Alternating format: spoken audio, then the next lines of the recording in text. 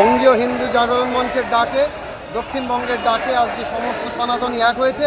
কারণ ভারতবর্ষের বুকে জিহাদিরা কংগ্রেস পার্টি যেভাবে অত্যাচার করছে, দিনের পর দিন আমাদের ভারতবর্ষকে টুকরো টুকরো করে ভেঙে দিতে চাইছে এবং এটা বিদেশিদের চক্রান্ত।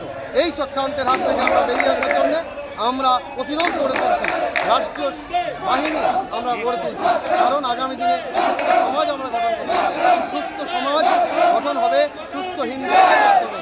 উন্নত হিন্দু, উন্নত সমাজ, সেই সমাজ যার জন্য আজকে বঙ্গীয় হিন্দু জাগরণ মঞ্চ এইভাবে মানুষের অত্যাচারের হাত থেকে তাদেরকে ফিরিয়ে এনে সুস্থ সমাজ গঠনের ডাক দিয়েছে।